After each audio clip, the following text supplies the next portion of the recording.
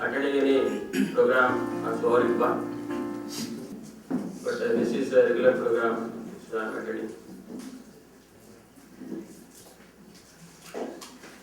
Actually, we have been looking after the training programs in the Ayush systems. Of course, this Soharipa has been recognized as a system of medicine now in India. So we included this Soharipa also in the list of the systems of medicine in Ayush. And I thought that you may require some information about the Department of Ayush and also its different units, research councils, national institutes, and also the schemes which are available for various purposes, including research. Actually, this department was working under the Department of Health, under the Ministry of Health and Family Welfare, Government of India, until 1995. But in the year 1995, a separate department, that is Department of Indian Systems of Medicine and Homeopathy, has been established. Later on, in the year 2003, this is renamed as the Ayush, Department of Ayush. Earlier it was called as the Department of Indian Systems of Medicine and Homeopathy.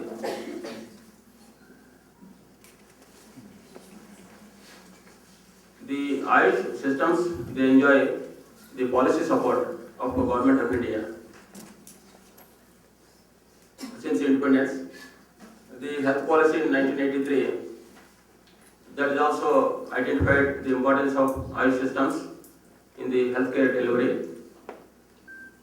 The National Population Policy also mentions that the utilization of Ayush services and their practitioners is very important in population stabilization programs. In a number of countries like India, the traditional medicine is existing, and here we call in a different ways like Unani, Siddha, Ayurveda, and your Tibetan medicine, the Soharipa. But WHO recognizes all these systems as traditional medicine. So that's why they formulate the different rules and regulations and also the policies related to the traditional medicine.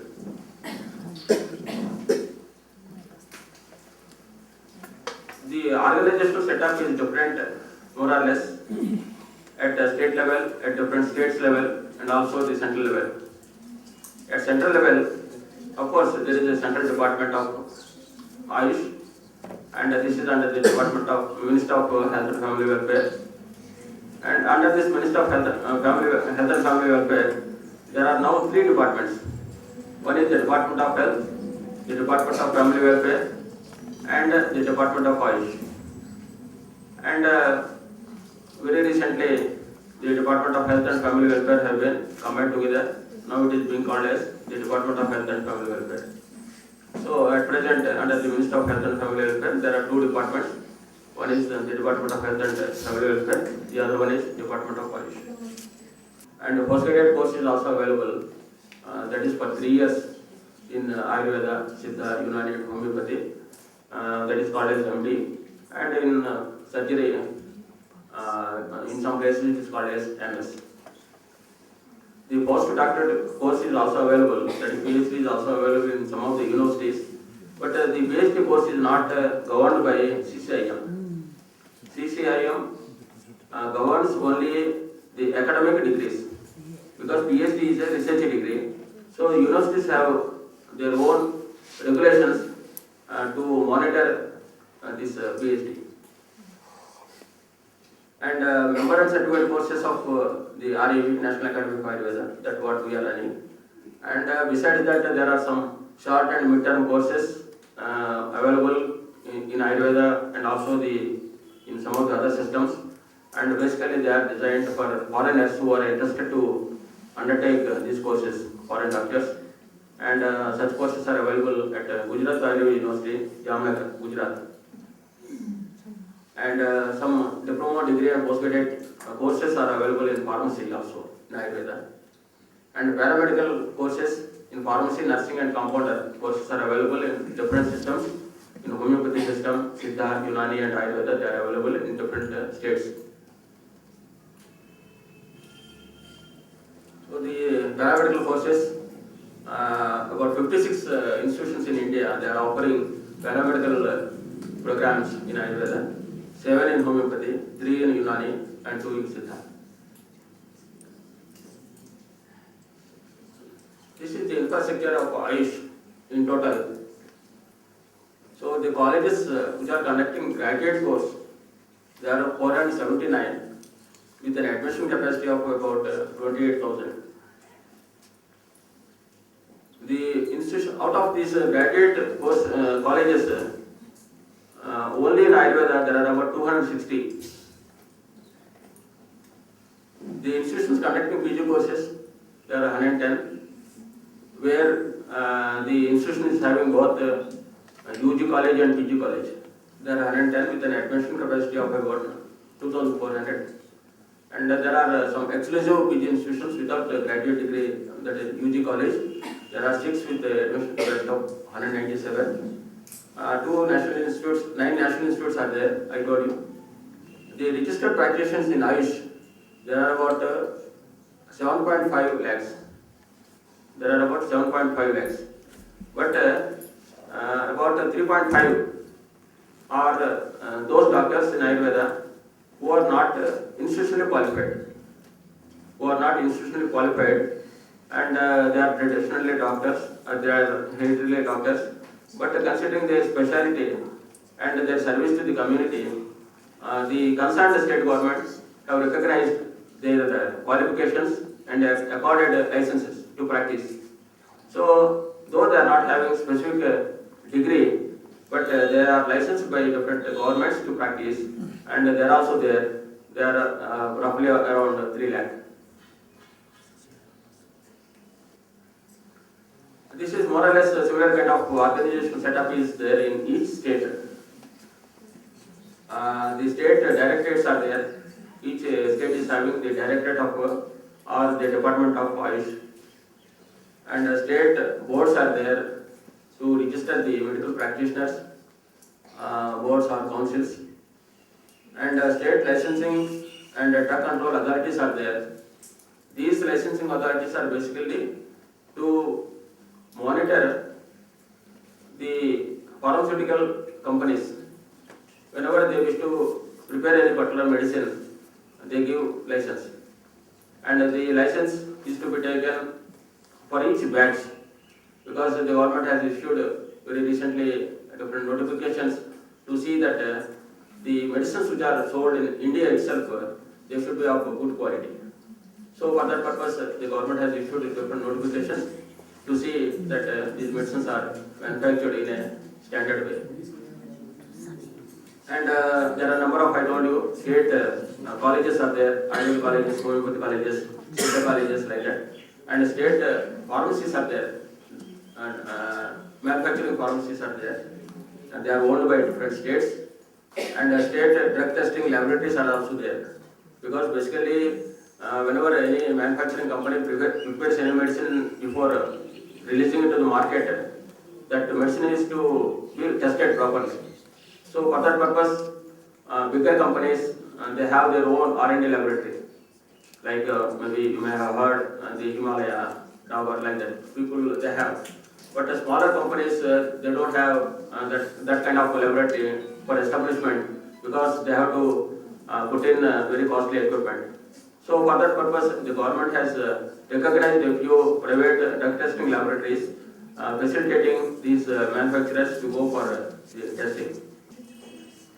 So this is the status of the Ayurvedic, Unani and Siddha medicines.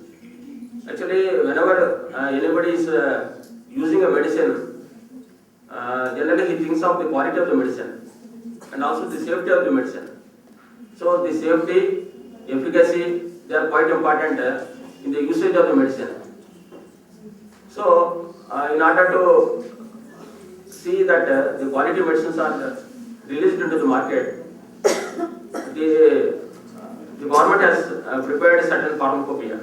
Pharmacopoeia contains the quality of the raw drugs and the quality of the prepared medicines. So these different pharmacopoeia have been released, and with regards to Ayurveda, at present 6 volumes have been released on the medicinal plants, and one is released on minerals and metals. The Ayurvedic pharmacopoeia has also been released on different medicines. Similarly, the pharmacopoeia has been prepared in United System of Medicine, Siddha System of Medicine also. And I told you that in order to facilitate the different pharmaceutical companies which are not having a good R&D laboratory, the government has recognized a few private laboratories that these manufacturing units can go there and get their drugs tested, and after that they can take the license to market the drugs. Another one is to organize web-based educational programs, that is also there. And simultaneously, not only for the teachers and the doctors, we are arranging some programs for paramedical also, for nurses also, because unless the nurses are working well in the hospital, doctor alone cannot deliver the goods. So here, in order to improve the quality of the patient care, we need to give some kind of training, periodical training to the nurses, doctors, and also the compounders whosoever is working along with us in the hospitals. In order to streamline the health system into the national health programs, the NRHM and the government is utilizing this National Rural Health Mission, that is NRHM program. And under this NRHM program, it is desired that if a PHC is there, if a CHC is there, that is Community Health Center or Primary Health Center is there, they have the allopathy doctors. And simultaneously, depending upon the need of the locality, a doctor is posted from the Ayush systems. For example, here in, if you take this particular area may be, people may be liking Saurikpa. So there is need of appointing a Saurikpa doctor in that particular EHC. Suppose we appoint one homeopathy doctor where the people are not liking, then it is not useful. So depending upon the local preference, a particular doctor will be posted in the PHC, so that the people visiting the PHC will have an option whether to go to allopathy doctor or whether to go to an Ayush doctor. So in this way, the government is gradually appointing more and more doctors, posting them in CHCs and PHCs.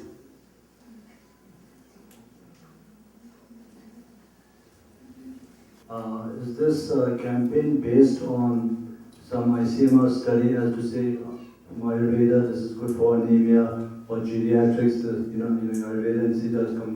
Is it based on some sort of evidence like that? Or? Yes, yes.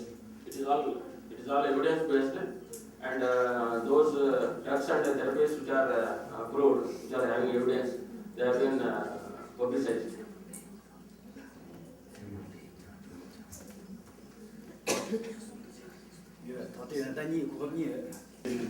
And I think this presentation helped us to prepare how to take the grants in the future. So I would like to thank Dr. Guru Prabhat on behalf of SysGen and all the participants here. Thank you so much, sir. And three,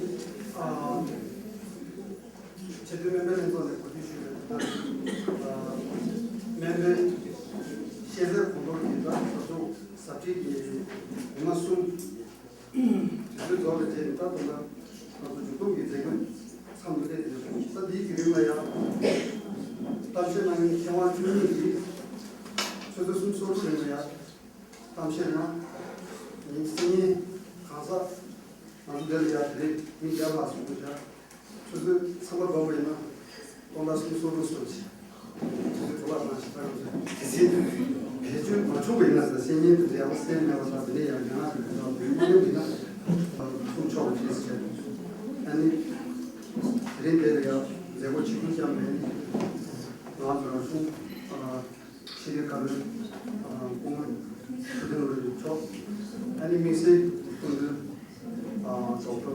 B. Prasad, Rashtra Ayurved Vidyapit Chariti Jeriniche, the Milzi Khangi, Yedamba, Kui Kuchamamba, Amzi Sound Mache, the Remembraki, Chicho, November. 스튜던트가 뭔가 기대하는 거 아니 내 처음에는 시도하지 아무래도 레쇼도 아니 통면들이야 제대로는 또 소소한 예술이 있다고 인도 주요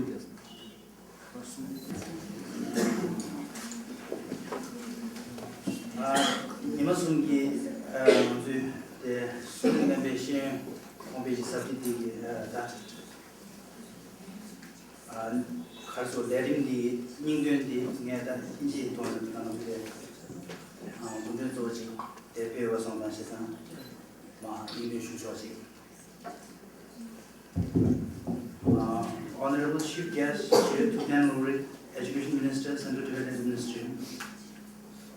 Honorable Guest, Shri Dr. V.V. Prasad, Director RAV, Rashtriya Ayurveda Vidyapith, and Noida Officer ROTP, Reorientation Training Center Program, and CME, Continuing Medical Education Program, an autonomous organization under Ministry of Health and Family Welfare, Department of Ayush Government of India. Honorable Shri Sewan Tamji, Director of Mansingham, Tibetan Medical Astrological Institute of His Holiness the Dalai Lama, and Visiting Physician to His Holiness the Dalai Lama. Honorable Shri Dr. Siddhan Dorje Satusang, Personal Physician of His Holiness the Dalai Lama, and Chief Medical Officer of Tibetan Daily Hospital of Allopathic Medical System. Most respected resource persons of this CME program on Sovarikpa. Sovarikpa medical practitioners who participated in this 3 days program, and the medical students of Mansikam Tibetan Medical and Astrological College who present during the entire 3 day CME program as an observer. And ladies and gentlemen, I, on behalf of Central Council of Tibetan Medicine, take great pride in briefing on the 3 days CME program on Sovarikpa, which concluded today.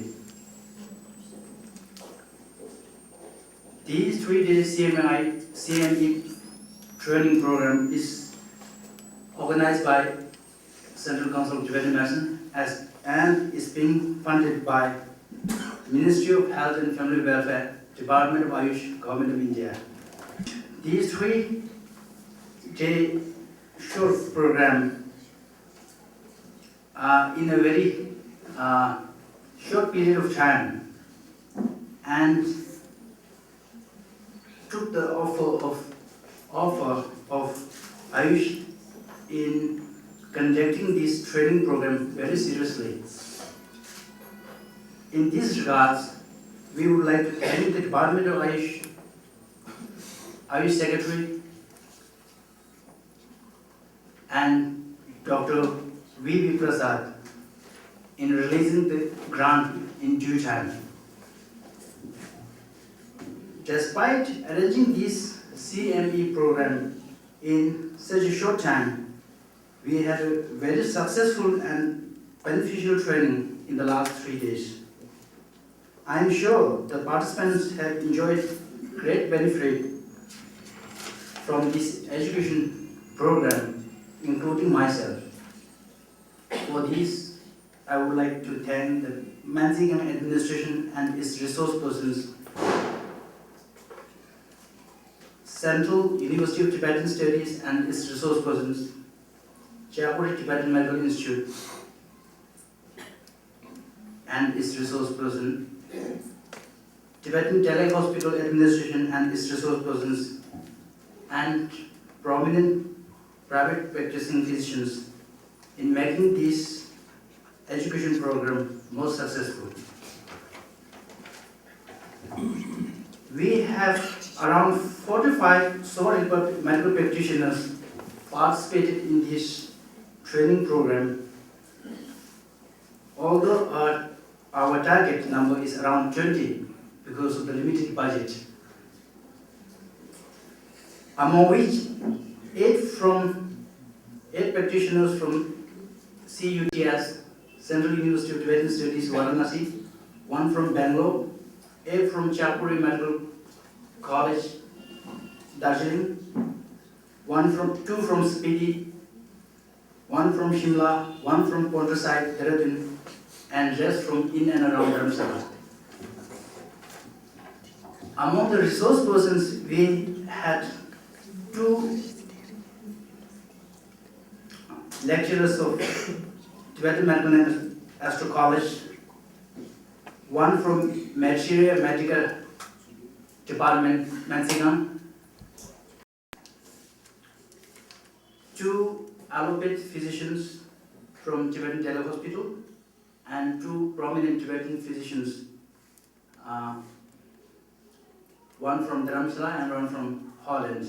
And we had 12 sessions with different topics. And I think all the topics have been very challenging and at the same time had been very interesting and informative to all the participants. And with this briefing, I would like to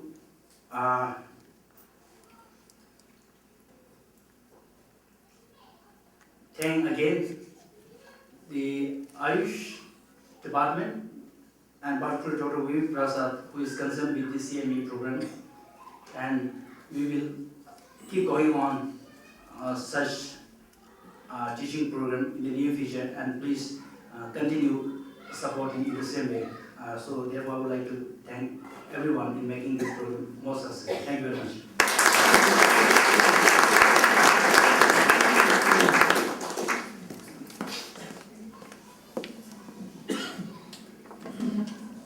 Türkçe'nin sosu çok. Mr. Channel of the CCTV. 이거들이 약간 권력적으로 시리카를 좋아하는 소셜 많이 경험을 잘했습니다. Distribution of certificates to the speaker by the chief guest, Honorable Education Minister, Mr. Tudin Malik, CTA, Dharamsala. May I request Honorable Education Minister.